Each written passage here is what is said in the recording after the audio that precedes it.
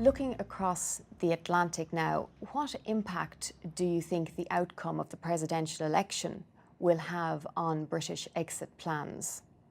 Well, of course, people are, after listening to the presidential election campaign in the United States, and all of the statements and policy positions that have been enunciated during that election, people are wondering about the future in terms of the relationship between the European Union and the United States. But of course, the United Kingdom are also looking at the relationship that they may have with the United States in that context. But as you can see already, there's a lot of uncertainty in terms of what President-elect Donald Trump intends to do. He has changed his position on a number of issues since the elections were completed in the last few weeks. So I would say that it is important that people now would wait and see a little bit longer to see ultimately what will be the final policy position of the government in the United States, and how the members of Congress, who ultimately have to pass all of this legislation in Congress and in the Senate, will actually respond as well to some of the proposals that will emerge in due course. But foreign direct investment will continue to come to Ireland. The companies that are there will want to use the opportunity of being members of the European Union in a 500 million population market, access to the single market, and the well-trained, educated workforce that we have, English-speaking country, common law system that they're familiar with. These are all important factors that will continue to play towards Ireland being an attractive place to do business from the United States, and indeed as members of the European Union. I think there's great opportunities for Ireland in that context.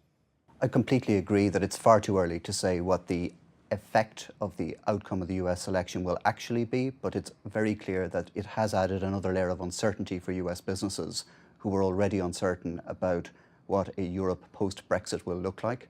So I think it's really important now that Ireland continues to hold itself out as very much open to US investment, that Europe holds itself out and continues to hold itself out as a positive, business-friendly environment, and that we continue to attract the type of US investment that will help Ireland and Europe to grow into the future. Related to that, what are the early indicators regarding the impact that President-elect Trump may have on US-EU relations? Well, as you know, we have been involved with the United States and the European Union in trying to negotiate a trade agreement for the last number of years, and we've had intensive negotiations this year.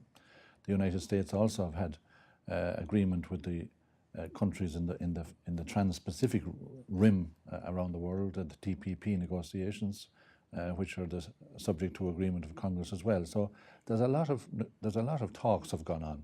But of course, what we've seen in the election in the United States is the rhetoric about being anti-trade, and Mr. Trump has indicated that he will not sign these agreements or participate in these agreements.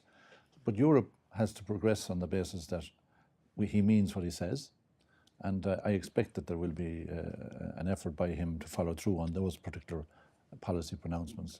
But this will give Europe an opportunity to pivot towards the East and to other parts of the world in order to take advantage of the vacuum that will be created from the fact that the United States are not getting involved in trade negotiations.